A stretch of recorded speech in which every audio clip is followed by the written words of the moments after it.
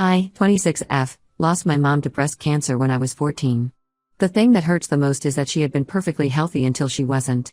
It started with what we thought was just back pain, but within 6 months, we found out it had spread everywhere.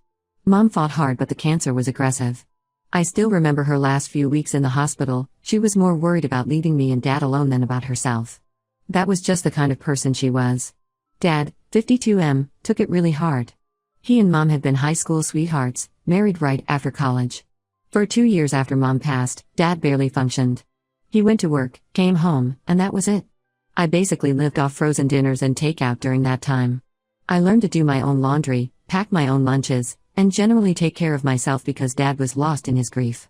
Don't get me wrong, he loved me and tried his best, but losing Mom broke something in him. Things started changing when I was 16. Dad started seeing a grief counselor, and slowly, he began coming back to life. He started cooking again. Mom had taught him, helped me with homework like he used to, and we even started having our Sunday movie nights again. By the time I was 18, Dad was almost back to his old self.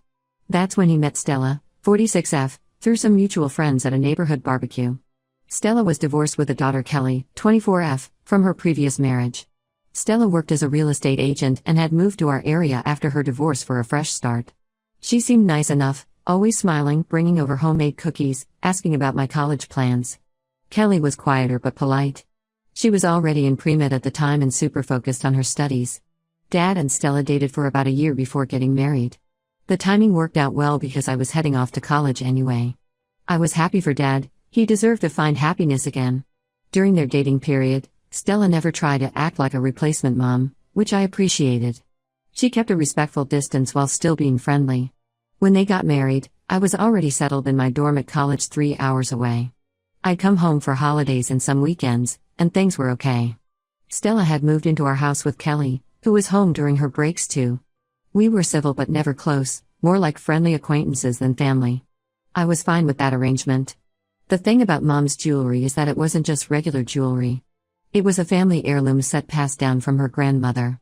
The main set includes a stunning gold necklace with rubies and diamonds, matching earrings, and a bracelet. The craftsmanship is incredible. They don't make pieces like that anymore. Mom used to tell me stories about how her grandmother wore it at her wedding, then her mother, and finally Mom. She would let me try it on sometimes when I was little, promising it would be mine one day. After Mom passed, Dad packed away most of her stuff but kept her jewelry in our family safe. He couldn't bear to look at her clothes and other personal items, but the jewelry was different. It was meant to stay in the family. Over the years, I'd occasionally look at the pieces, remembering Mom wearing them at special occasions. Last month, I got engaged to my boyfriend Jake, 28M. We've been together for 3 years, and he's amazing. He even asked Dad for his blessing before proposing, which meant a lot to both of us. We're planning a spring wedding next year, and naturally, I started thinking about Mom's jewelry. I always knew I wanted to wear it at my wedding. It was what Mom would have wanted. Last week, I visited Dad to talk about wedding preparations. Stella was there too, which was fine. We were discussing venues and dates when I brought up Mom's jewelry. The moment I mentioned it, the atmosphere in the room changed. Stella got this weird look on her face, and Dad suddenly became very interested in his coffee cup. That's when Dad dropped the bomb. Stella had been planning to give the jewelry to Kelly as a graduation present when she finishes medical school this year. I couldn't believe what I was hearing.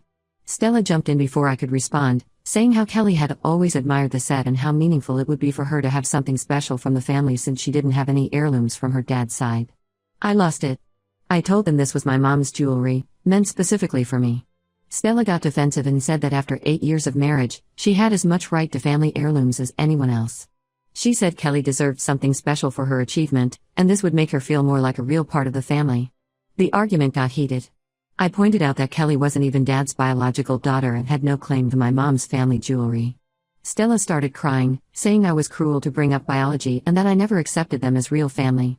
Dad got angry at me for making Stella cry and told me to leave and cool down. I did leave, but I was furious. I called Dad later that evening and reminded him that Mom had specifically wanted me to have that jewelry. He acknowledged remembering that but said he had to consider everyone's feelings now.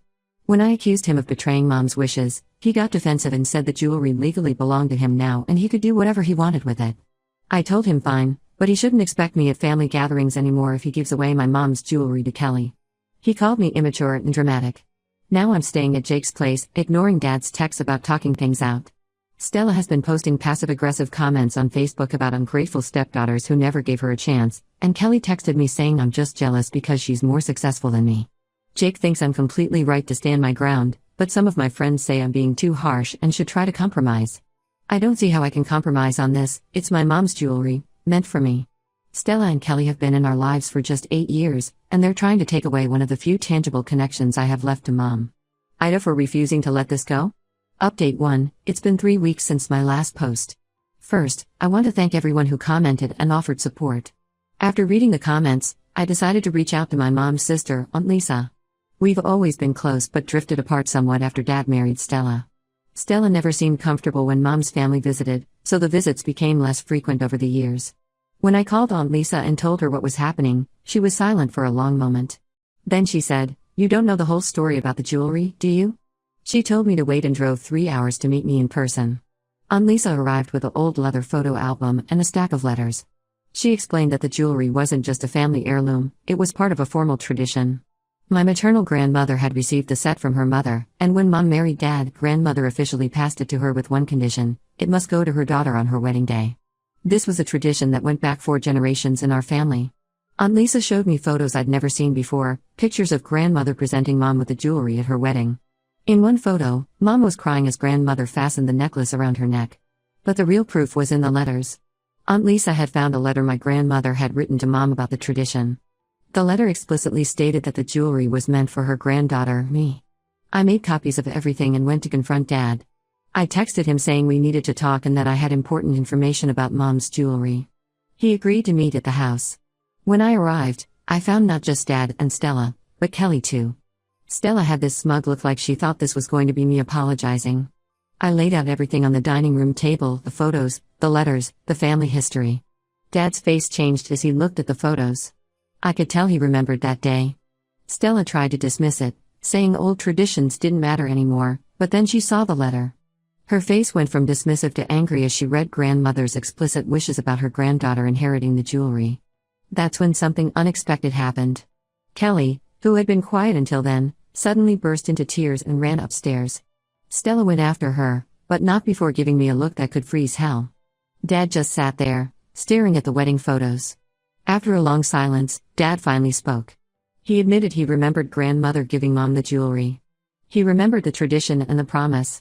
When I asked why he had agreed to give it to Kelly, he looked ashamed. He said Stella had been pushing the idea for months, saying Kelly needed something special to make her feel like a real part of the family. He said he just wanted everyone to be happy and thought maybe the tradition didn't matter as much anymore.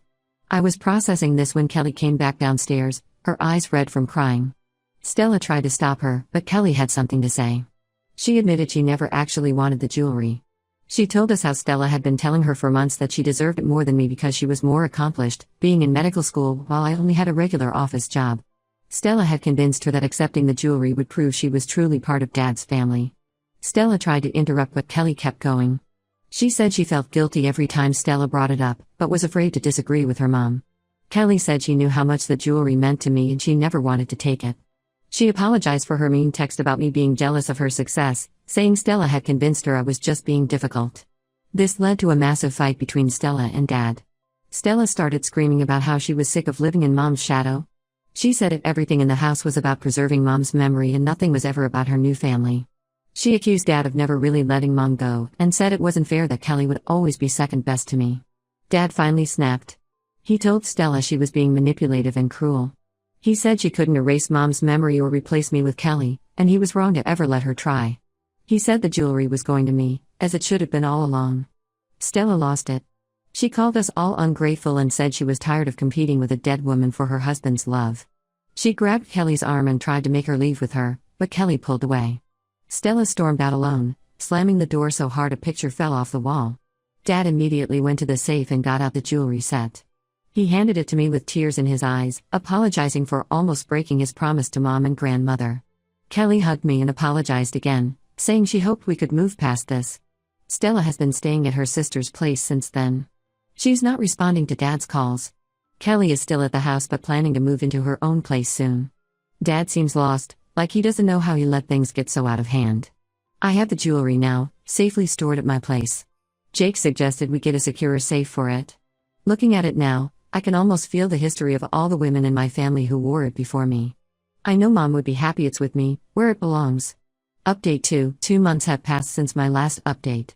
Just when I thought things couldn't get more complicated, they did. Last week, Kelly asked to meet me for coffee. She seemed nervous and kept checking her phone, making sure Stella wasn't tracking her location. Kelly revealed something that made my blood run cold. She discovered that Stella had been secretly selling off Mom's jewelry pieces from the safe for the past 3 years. She'd replace each piece with a fake replica that looked almost identical to the untrained eye. Kelly found out by accident when she overheard Stella on the phone with a jeweler, discussing the price for another piece. According to Kelly, it started when her medical school tuition increased. Her dad, Stella's ex, had promised to help but backed out at the last minute. Instead of telling Dad about the financial problems, Stella started looking through Mom's jewelry collection. She found a jeweler who specialized in vintage pieces and began selling them one by one. Kelly showed me pictures she'd secretly taken of Stella's text conversations with the jeweler. The text showed Stella had sold at least 12 pieces over the years. Each time, she'd buy a replica to replace the original, so no one would notice. She'd even taken photos of the original pieces to ensure the replicas looked identical. I felt sick. These weren't just valuable pieces, they were memories. Each piece had a story. The pearl earrings Mom wore to my first piano recital, the gold bracelet she got for her 30th birthday, the emerald pendant Dad gave her on their 15th anniversary, all gone. I drove straight to Dad's house. He was alone, as Stella was still staying at her sister's place after our last confrontation. When I told him what Kelly had revealed, he didn't believe it at first. He went to check the safe, taking each piece out carefully. Dad used to own a jewelry store before retiring, so he knew what to look for. Within minutes, he identified several fakes. The gold wasn't real, the stones were cubic zirconia, and the craftsmanship was modern, not vintage. His hands were shaking as he examined each piece. We called Stella immediately. She tried denying it at first, but when Dad mentioned getting the pieces professionally appraised, she broke down. She admitted everything. She'd sold almost all of Mom's jewelry except for the main set I had wanted for my wedding. That one was too well known in the family to replace without someone noticing. Stella tried justifying her actions. She said Kelly's education was more important than jewelry sitting in a safe. She claimed she was planning to replace the pieces with real ones once Kelly finished medical school and started earning. She even tried to blame Kelly's dad for backing out of paying for medical school. Dad was devastated. It wasn't just about the monetary value, those pieces were some of his last connections to Mom. Each one represented a special moment in their life together. Finding out that Stella had sold them and replaced them with fakes felt like losing Mom all over again. When Stella realized we'd found out through Kelly, she became furious. She called Kelly ungrateful and accused her of betraying her own mother. She said Kelly would never have gotten through medical school without her sacrifices. Kelly broke down crying, saying she never asked her mom to sell stolen jewelry for her education. She would have taken out loans if she'd known. Dad told Stella to leave and not come back. He said he needed time to think about everything. Stella tried to shift blame, saying she only did it because Dad never offered to help with Kelly's education. She said if he had treated Kelly like a real daughter, she wouldn't have had to resort to selling the jewelry. That was the last straw for Dad. He told her to get out and said his lawyer would be in touch. Stella left, but not before warning Kelly that she would regret choosing us over her own mother. Dad's staying with me now while he figures out what to do next. We're trying to track down some of the pieces through the jeweler's records, but most were sold to private collectors. The few we found are way out of our price range to buy back. Kelly's been amazing through all this. She offered to help pay to replace some of the jewelry once she finishes her residency, even though none of this was her fault. She's cut off contact with Stella and is staying with a friend until she can find her own place. The whole situation is such a mess. Not only did Stella try to take my wedding jewelry, but she'd been stealing and selling Mom's other pieces all along. Every time I think about those precious memories being sold to strangers, it breaks my heart all over again.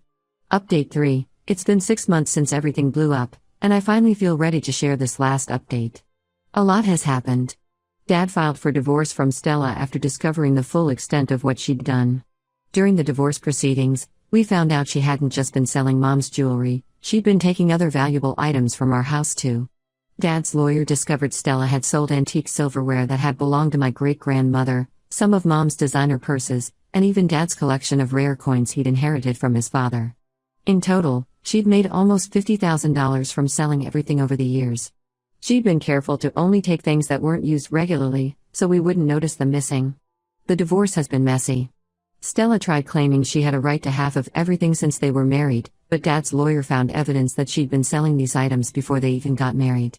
She'd actually started going through Mom's things while she and Dad were still dating, making note of valuable pieces she could sell later. We managed to track down 3 pieces of Mom's jewelry through the jeweler's records. One piece, a sapphire pendant Dad gave Mom on their 10th anniversary, was still with the original buyer. When they heard our story, they agreed to sell it back to us at the price they paid. Dad bought it immediately, even though it was expensive. He said seeing me wear it at my wedding would be worth every penny. Kelly has completely cut ties with Stella. She's living with her dad now and focusing on her medical residency. She sent me a long email explaining how sorry she was for not telling us sooner about Stella's stealing. She said she'd suspected something was wrong for a while but couldn't bring herself to believe her mom would do something so terrible. I assured her none of us blame her. Stella tried to apologize to both me and Dad. She sent long text messages about how she only did it for Kelly's future, how she felt trapped by financial pressure, and how she always planned to replace everything eventually. Neither Dad nor I responded. Some things can't be fixed with apologies. The divorce should be final next month. Dad's lawyer is still working on getting Stella to pay restitution for the stolen items, but we don't expect to see much of that money. Stella's been claiming she's broke from legal fees and helping Kelly with school, even though Kelly says she hasn't received any money from her mom in months. As for my wedding plans, they're back on track. I'll be wearing Mom's jewelry set, the one piece Stella didn't manage to sell, along with the sapphire pendant Dad recovered. Aunt Lisa will be walking me down the aisle with Dad. She's been amazing through all of this, helping Dad cope and sharing more stories about Mom with me. Kelly sent her congratulations but won't be attending the wedding. She says it's still too painful, and she needs time to process everything that happened. I understand completely, this whole situation has been traumatic for her too.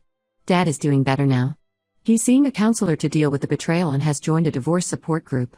He says he's done with dating for a while and wants to focus on rebuilding our family, just him and me, like it was before Stella came along.